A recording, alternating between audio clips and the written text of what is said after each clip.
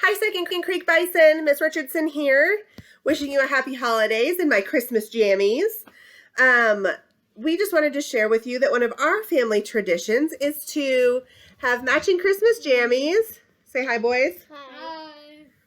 And to read, we have this bucket of Christmas books, and we choose one every night. Eric, come on. Come up here. Okay, what are we going to read, guys? The Polar Express. All right, we're going to read the Polar Express There you go, tonight. Mom. Okay, go have a seat. Okay, so we are going to read the Polar Express in front of our Christmas tree for you guys. Okay? All right. We're going to give this a whirl. If I have to adjust, I can. Let's get back just a little bit, guys. Okay, here we go. And I'll show you guys pictures as we go, okay? Oop, sorry. Okay, up here. The Polar Express by Chris Van Allsburg. Right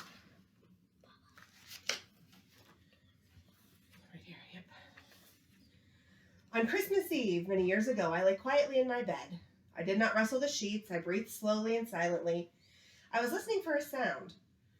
A sound a friend told me I'd never hear. The ringing bells of Santa's sleigh.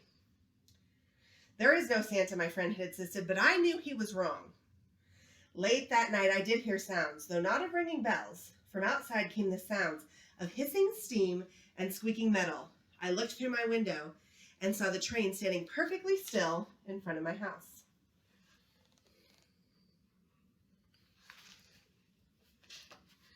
It was wrapped in an apron of steam. Snowflakes fell lightly around it. A conductor stood at the open door of one of the cars. He took a large pocket watch from his vest. Then he looked up at my window.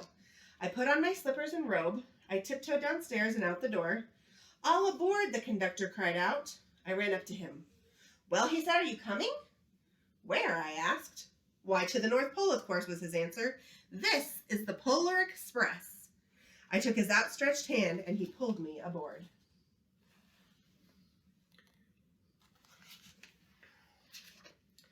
The train was filled with other children, all in their pajamas and nightgowns. We sang Christmas carols and ate candies with nougat centers as white as snow. We drank hot cocoa as thick and rich as melted chocolate bars. Outside, the lights of towns and villages flickered in the distance as the Polar Express raced forward. Soon, there were no more lights to be seen. We traveled through the cold, dark forests where lean wolves roamed and white-tailed rabbits hid from our train as it thundered through the quiet wilderness. That's Luke's favorite page. Mine too. Is it? Very good. Cool. We climbed mountains so high it seemed as if we would scrape the moon, but the Polar Express never slowed down. Faster and faster we ran along, rolling over peaks and through valleys like a car on a roller coaster. Look at the train way up there. Choo-choo. The mountains turned into hills, the hills to snow-covered plains. We crossed a barren desert of ice, the great polar ice cap. Lights appeared in the distance. They looked like the lights of a strange ocean liner sailing on a frozen sea. There, said the conductor, is the North Pole.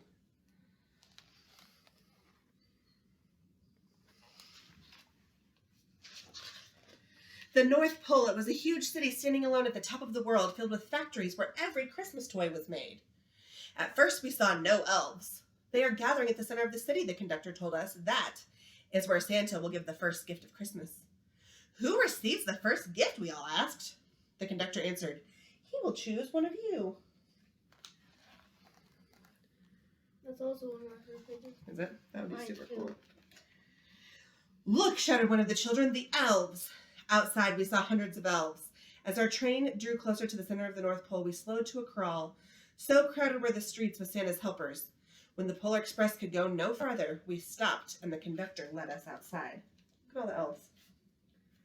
There's so many. Look at the streets are packed with them. That's my favorite page. Is too. it? Yeah, and you like that part of the movie too, huh? Mm-hmm. We passed through the crowd to get to the edge of a large open circle. In front of us stood Santa's sleigh. The reindeer were excited. They pranced and paced, ringing the silver bells that hung from their harnesses. It was a magical sound like nothing I'd ever heard.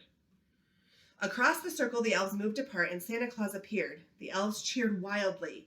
He marched over to us and, pointing to me, said, "Let's have this fellow here." He jumped into his sleigh. The conductor handed me up.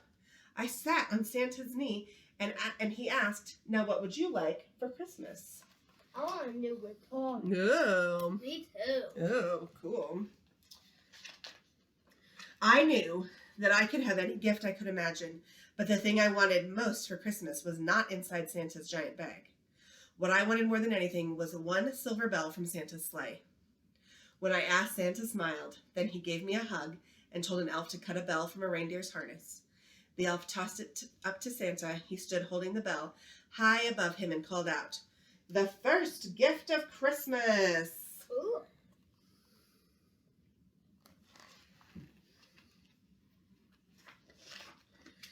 A clock struck midnight as the elves roared their approval. Santa handed the bell to me and I put it in my bathrobe pocket. The conductor helped me down from the sleigh.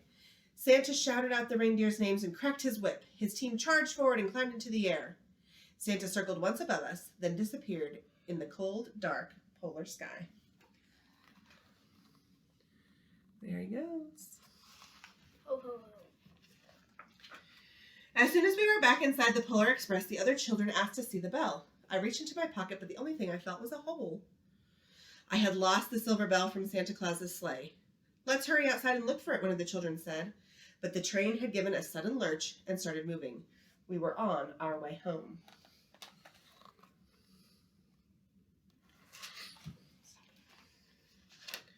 It broke my heart to lose the bell. When the train suddenly reached my house, I sadly left the other children. I stood at the doorway and waved goodbye. The conductor said something from the moving train, but I couldn't hear him. "What?" I yelled out. He cupped his hands around his mouth. "Merry Christmas!" he shouted. The Polar Express let out a loud blast from its whistle and sped away. Choo-choo.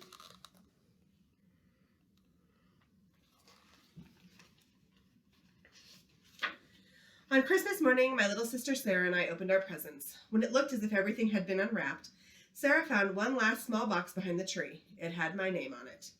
Inside was the silver bell. There was a note. "Found this on the seat of my sleigh. Fix that hole in your pocket." Signed, Mr. C. I shook the bell. It made the most beautiful sound my sister and I had ever heard. But my mother said, "Oh, that's too bad." "Yes," said my father, "it's broken." When I'd shaken the bell, my parents had not heard a sound.